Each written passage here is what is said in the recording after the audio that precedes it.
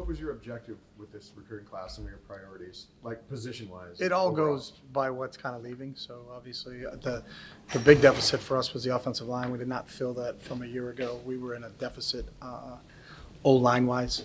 So to get 4, even though really I only have 1 guy leaving, was a big priority for us. So and then after that, you're just kind of filling in what left. Wilton left, so we need to get a quarterback in here. You know, we lost Bolo and so you need to get 2 running backs in here. So you just kind of go through the list of what left and what you can replace. You know, again, we only had 8 seniors, so there wasn't a lot of upperclassmen guys. We still have a ton of guys coming back. So we were a very, very young team. So, you know, right now I think we're at 16, and we probably only take about another 6 or 7, and then we'll be done. So you're just trying to fill out your depth. So you're looking for another 6 or 7 by February signing day? Yeah. Yeah. Well, what's the ideal amount of number of scholarship offensive linemen you'd like to carry? We'd like to be around 15, 16. Talk a little bit about what Sean Ryan, what kind of player he brings. An outstanding player. Unbelievable talent from an athletic standpoint. Big, explosive. I think he's a 60-foot shot putter. He's expressed interest in throwing a shot in college also, and I know our track guys are excited about that. You know, loves football. You know, was the type of kid that, how are you going to celebrate? He said he was going to lift. So he's just dialed in 100% to football and to school. Had a really good relationship with Coach Fry. Very dedicated to his craft. And that's what it takes to be a really good offensive lineman. You got to be dedicated to that position because it's such a technically challenging position that you really got to work very hard at it. But Sean's everything you're looking for in a student athlete. He's exemplary in everything he does. So we were very, very excited about him and getting him in this class. What kind of chances does he have to come in and immediately play? That's all. Everybody has an opportunity, you know, and everybody's told that, but I don't think no one's told that they have a chance to start. I think if you tell someone that, you know, hey, you can come in here and start, you take away one of their greatest gifts, and that's hunger, you know, and I think he's a real hungry guy. But he'll get an opportunity. You guys have seen how we train and how we practice and the amount of reps that we get, so everybody's going to have a shot. Chris Murray played as a true freshman for us.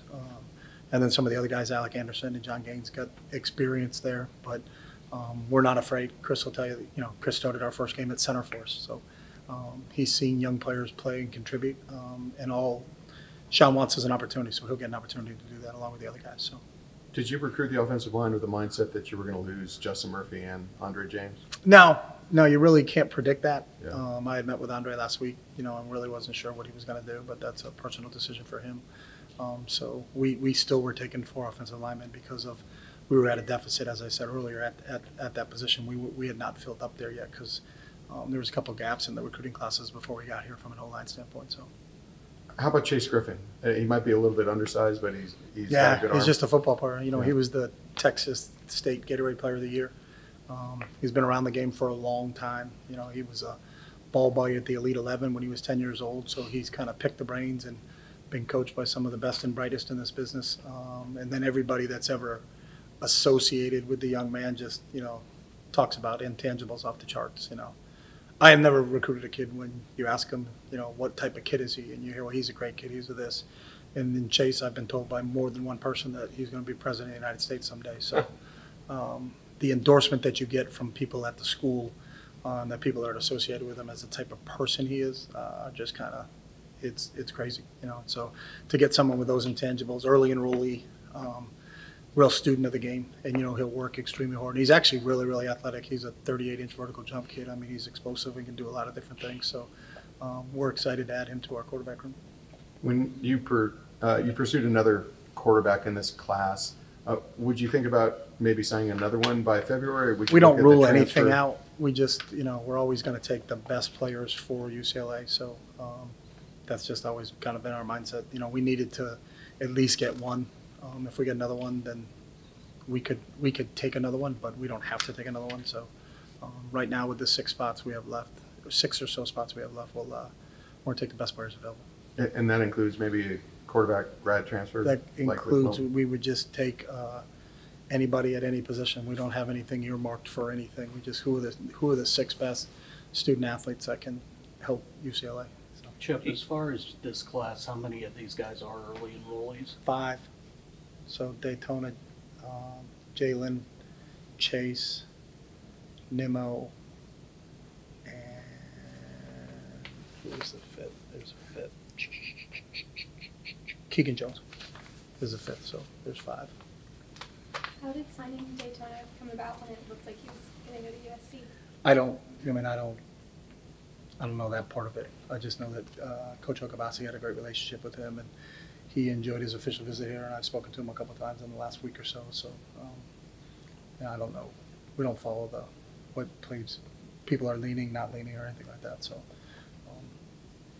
just really excited to have him. We needed some veteran leadership. We have 3 young freshmen that came in and played really well for us on the defensive line last year, but we felt like we needed to get at least one older guy in that group, to kind of balance our classes out a little bit here.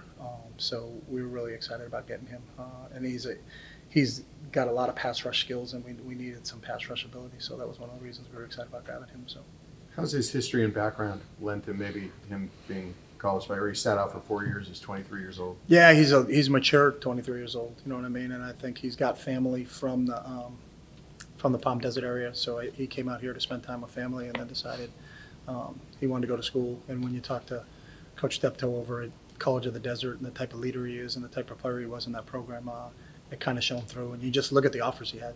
He was probably offered by everybody in the country. So really excited to have him, join this group. And again, having a veteran to go along with that young group that played last year and to complement Osa, I think will really help us. So.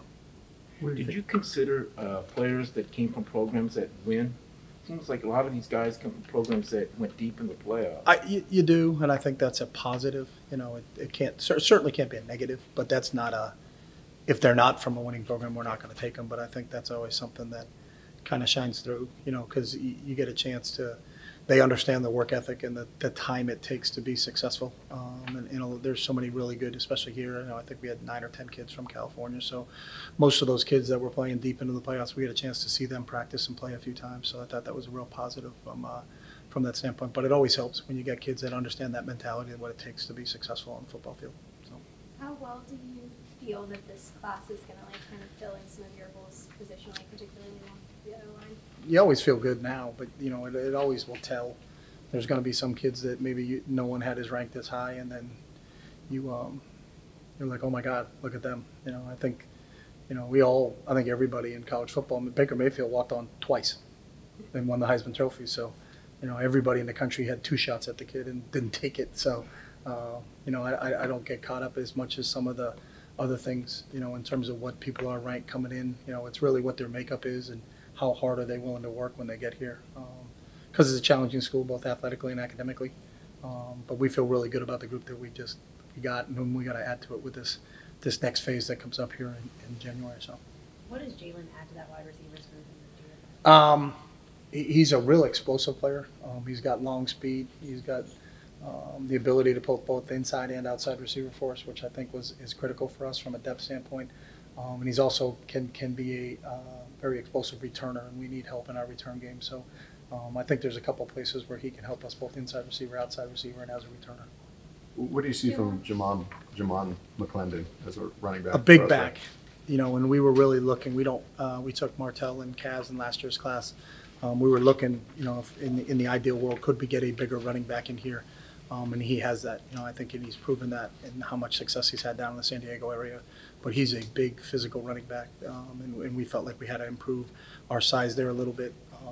Obviously Josh has got 1 more year left, but the other guys aren't the biggest in the world. Now they're fast and explosive and do all those other things, but I thought he was a real good complement to the other guys that we have there. And then the speed that we got with Keegan, I think, really kind of complements that whole group. So, we felt like we got a speed complement in Keegan, and then we got a bigger back in Jamon. So, With Ciala, do you see him more offensive, defensive line? I think the great thing about Ciala is that he can play both. And I think he was at a lot of places was recruited.